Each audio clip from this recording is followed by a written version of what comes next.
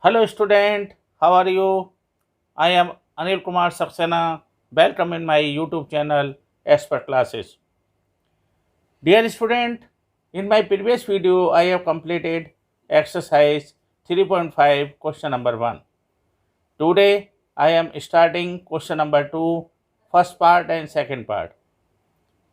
In this question we have given for which value of a and b does the following pair of linear equation have an infinite number of solution. We have given the equation 2x plus 3y is equal to 7 and a minus b x plus a plus b y is equal to 3a plus b minus 2. तो यदि हमारे पास जो solutions निकालने हैं हमें linear pair के और दो इक्वेशंस हमें दे रखी है, तो फर्स्टली हम क्या करेंगे, जो इक्वेशन है उसको हम a1x plus b1y plus c1 is equal to 0 के रूप में लिख लेंगे. ओके, उसके बाद हम इसको कंपेयर करवाएंगे. कंपेयर करवाने के बाद अब इसने हमसे बोला है कि हमें निकालने हैं यहाँ पर इनफाइनाइट नंबर ऑफ सॉल्यूशन, और मैं आपको बता चुका हूँ कि इनफाइनाइट नंबर ऑफ सॉल्यूशन के लिए हमें जो कंडीशंस होती है वो होती है a1/a2 is equal to b1/b2 is equal to c1/c2. उस कंडीशन को अप्लाई करेंगे. तो चलिए स्टार्ट करते हैं. यहाँ पर हम अपना क्वेश्चन नंबर सेकंड का first part 2x plus 3y is equal to 7. Now I can write down 2x plus 3y minus 7 is equal to 0. Again I will compare this equation, comparing with equation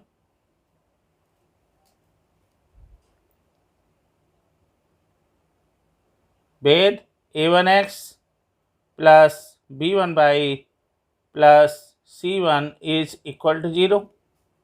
Now I will get a1 is equal to 2, b1 is equal to 3, c1 is equal to minus 7. Okay, now I will take the other equation. This equation is a minus b x plus a plus b y is equal to 3a plus b minus 2. Okay, अब इसको भी हम क्या करेंगे, सबसे पहले तो हम इसे इक्वेशंस के रूप में लिखेंगे. a minus b x plus a plus b y minus 3a plus b minus 2 is equal to 0. Again जैसे हमने अभी इक्वेशन नंबर 1 में किया था, इसको आप इक्वेशन नंबर 1 ले लीजिए और इसको इक्वेशन नंबर 2 ले लीजिए. Now comparing with equation, linear equation से आप कंपेयर करवा दीजिए. वो क्या होती है हमारी a2x plus b2y plus c2 is equal to 0. What is a2? a2 is equal to a minus b, b2 is equal to a plus b, and c2 is equal to minus 3a plus b minus 2. अब इसने आपसे जो बोला है वो ये बोला है कि हमें इसके जो है infinite number of the solutions निकालने हैं. तो पहले तो कंडीशन दिखा दीजिए. For infinite number of solution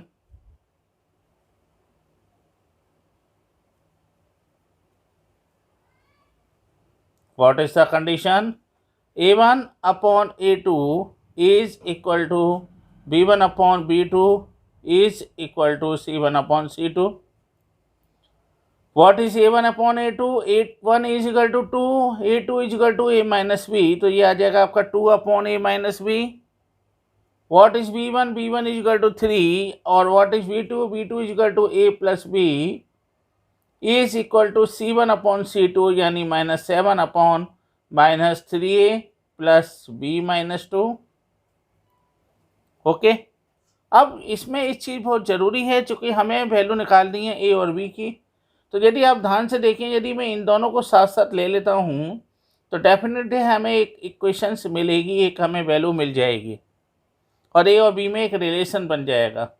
जो ए और बी में रिलेशन मिलेगा मुझे, उसके बाद में क्या करूँगा, इन दोनों को ले लूँगा, जैसे क्रॉस मल्टीप्लिकेशन में हम कर रहे थे उसी के अकॉर्डिंग हम करेंगे यहाँ पर। तो सबसे पहले मैंने ये करा यहाँ पर 2 into a minus b is equal to 3 upon a plus b. Now I can write down, cross multiplication हमने करा है यहाँ पर, तो 2 into a plus b is equal to 3 into a minus b. I can write down 2a plus 2b is equal to 3a minus 3b। अब इसमें आप एक काम कर लीजिए, जो हमारे a वाले एक साइड पर ले लीजिए, तो 2b और ये इधर जाके प्लस का हो जाएगा 3b is equal to 3a और ये इधर जाके माइनस का हो जाएगा a। तो this will equal to 5b is equal to a, यानी a इज इक्वल टू हमारा मिल गया 5b। ये तो हमें एक वैल्यू मिली यहाँ पर। अब आप क्या करेंगे, इसके बाद जब हमें a की वैल्यू मिल गई है 5b के बराबर, तो हम इन दोनों को साथ साथ ले लें, यहाँ से भी हमें एक इक्वेशंस मिलेगी और फिर हम a की वैल्यू को उसमें पुट कर देंगे, तो डेफिनेट सी बात है कि हमें एक वैल्यू मिल जाएगी। तो अब इसी प्रकार आप यहाँ पे आ जाइए, मैं यहाँ कर देता हूँ इसको same as 3 upon a plus b is equal to आपका कितना आ गया, माइनस से माइनस कैंसिल, मैं यहाँ पर लिखूँगा पहले, उसके बाद कैंसिल करूँगा, 3a प्लस बी माइनस 2। अब अगले स्टेप में मैं आई विल कैंसिल, इसके बाद क्या होगा, 3 upon a plus b is equal to ये आ गया, क्रॉस मल्टीप्लिकेशन कर लीजिए, क्रॉस मल्टीप्लिकेशन करने पर यह आ गया आपका 7 into a plus b is equal to 3 into 3a plus b minus 2। Again ये हो गया आपका 7a plus 7b is equal to 9a plus 3b minus 3 2 जा 6। अब फिर वो ये रिलेशंस बना लीजिए a और b में। तो देखिए इसमें मैं 7b और ये 3b, तो मैं इन दोनों को साथ साथ ले लेता हूँ, 7b minus 3b is equal to ये हो गया आपका 9a और ये इधर जाकर माइनस का हो गया, ओके 7a, और आप माइनस 6 को अभी इधर ही रहने दीजिए। ये कितना हो गया आपका 4b इज इक्वल टू आपका 9a में से 7a जाएगा तो कितना बचेगा, ये बचा आपका जो है 2a माइनस 6। अब अभी भी हमें रिलेशंस पूरा हमें वैल्यू मिली नहीं है, तो अब हम क्या करें, हम a की वैल्यू को यहाँ पर पुट कर देते हैं। तो putting a is equal to 5b in equation number 3,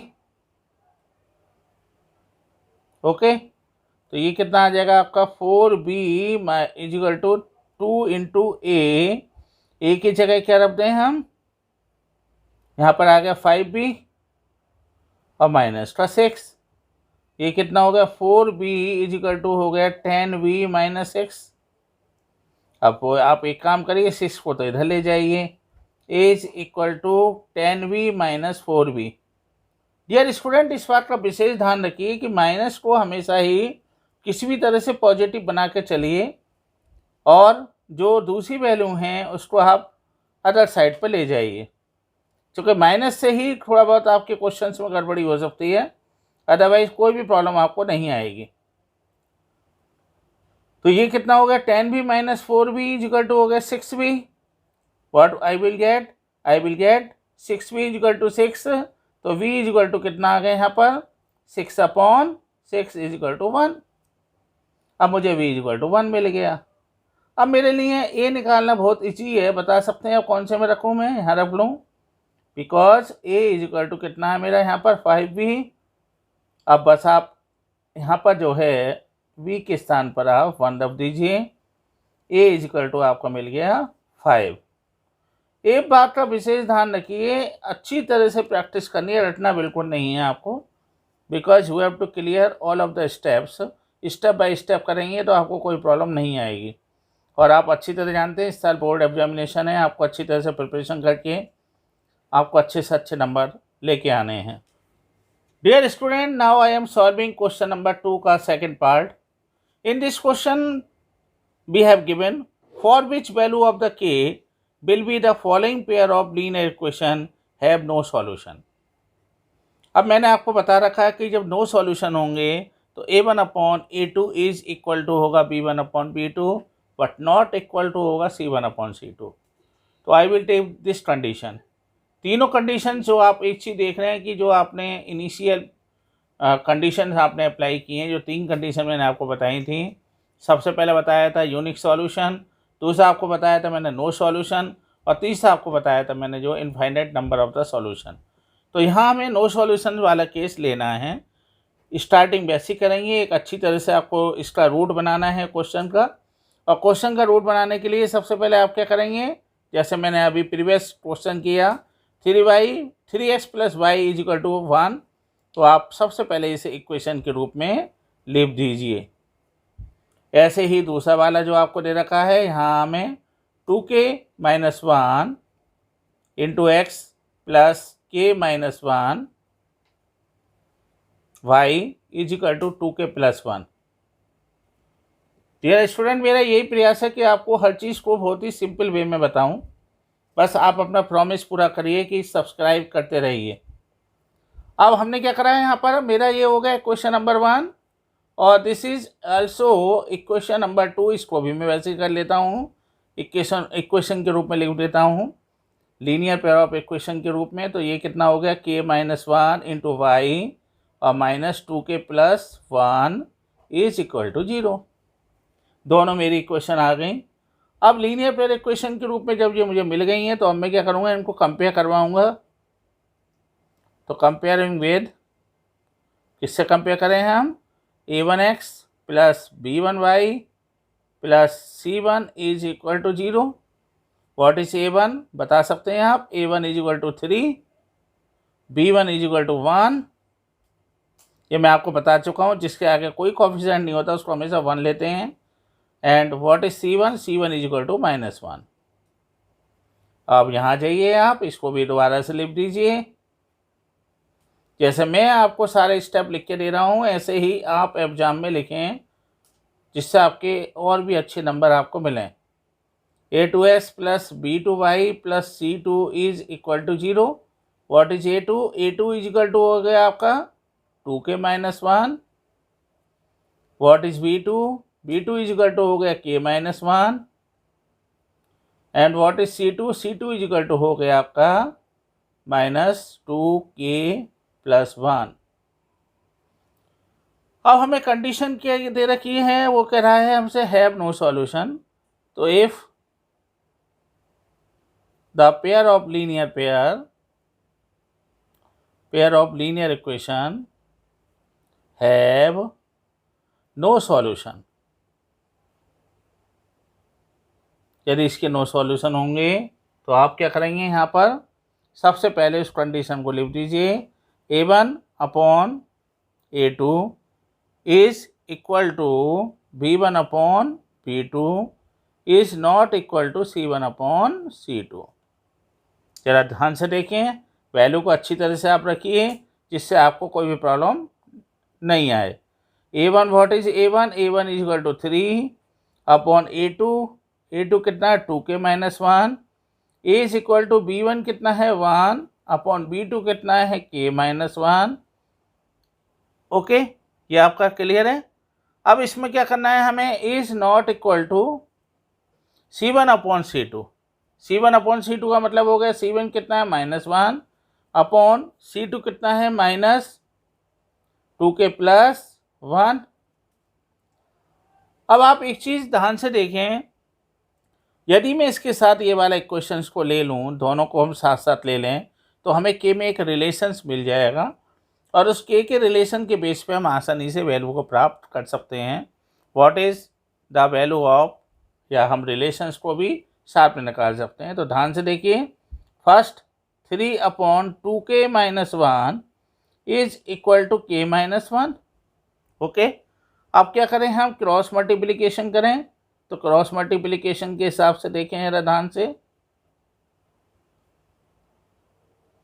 cross multiplication के हिसाब से ये हो गया 3 into k minus 1 is equal to 1 into 2k minus 1, ये हो गया 3k minus 3 is equal to 2k minus 1, 3k minus 2k is equal to -1, और ये इधर जाकर प्लस का हो जाएगा। ओके, तो ये कितना आ गया आपका फिर यहाँ पर, ये हो गया k और ये हो गया 3 में से 1 गया तो 2। अब हमें k की वैल्यू मिल गई। अब हमें दूसरी वैल्यू निकालनी है, तो सबसे पहले आप अब k की वैल्यू निकालने के बाद आसानी से हम एक काम करेंगे, उसके बाद सॉल्यूशन को हम निकाल भी देंगे। देखिए ध्यान से, इसमें हम क्या करें। अब सबसे पहले हम ये कर सकते हैं कि नाउ इसको मैं एक इक्वेशन नंबर 3 ले लेता हूँ, या रिलेशन नंबर 3 ले लेता हूँ। Now 3 upon 2k minus 1, putting value of k in third. समझ रहे हैं ना आप क्यों रख रहे हैं इसमें हम? क्योंकि हमें जो है k की वैल्यू तो मिल चुकी है, लेकिन हमें प्रूव क्या करना है? हमें प्रूव करना है कि इसके कोई भी सॉल्यूशन नहीं होगा। इस मतलब हम क्या करेंगे, 3 अपॉन 2k माइनस 1, तो 2 into 2 minus 1 is equal to 1 upon k minus 1। k minus 1 का मतलब हो गया 2 माइनस 1 इज इक्वल टू कितना आ गया? हमें इज नॉट इक्वल टू निकालना है, तो हम नॉट इक्वल टू लिख देंगे, कोई बात नहीं है। ये हो गया 1 अपॉन 2k, 2 इंटू 2 प्लस 1। जरा देखें कि a1 अपॉन a2 की वैल्यू मिलती है हमें या नहीं मिलती है। सबसे पहले तो ये निकाल लें। ओके, तो a1 अपॉन a2 के लिए हम क्या करें? सबसे पहले a1 अपॉन a2 के लिए निकालने के लिए हमने ये करा यहाँ पर कि हम ये देखना चाहेंगे कि a1 upon a2 is equal to कितना आ गया? 3 अपॉन कितना था हमारा? 2k minus 1। आप यदि ये वाला नहीं लिखें स्टेप, तो ये वाला लिखना कंपलसरी है आपके लिए। ओके, तो ये कितना आ गया आपका? 3 upon 2 into 2 minus 1 is equal to 3 upon 4 minus 1 is equal to 3। I will get 1। ऐसे ही b1 अपॉन b2 लिया हमने।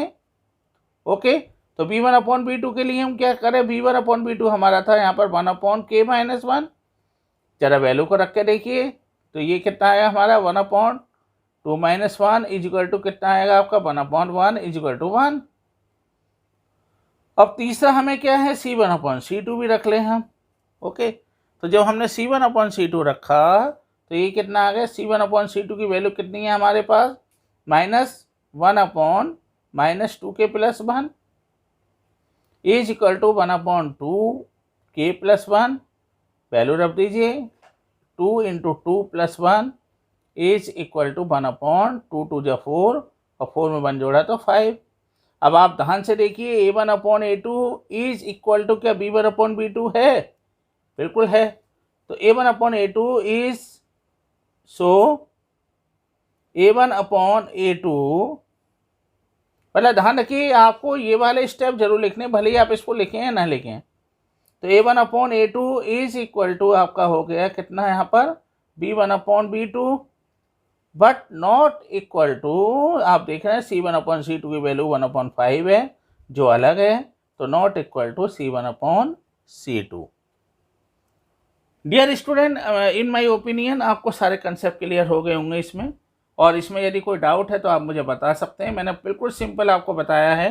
a1 अपॉन a2 की वैल्यू निकाली है मैंने, फिर b1 अपॉन b2 की वैल्यू निकाली है। उसके बाद मैंने ये देखा कि क्या दोनों इक्वल आते हैं। यदि दोनों इक्वल आते हैं तो वो यूनिक सॉल्यूशन है। और साथ साथ हमने ये भी देखा कि c1 अपॉन c2 कितना आ रहा है हमारा। यदि c1 अपॉन c2 इक्वल नहीं आता a1 अपॉन a2 या b1 अपॉन b2 के, तो डेफिनेट की बात है कि इसके जो है नो सॉल्यूशंस होंगे। Dear student, in my opinion आपने सारी चीज़ें अच्छी तरह से क्लियर कर ली होंगी। यदि आपको फिर भी कोई प्रॉब्लम है तो आप मुझसे कमेंट में पूछ सकते हैं।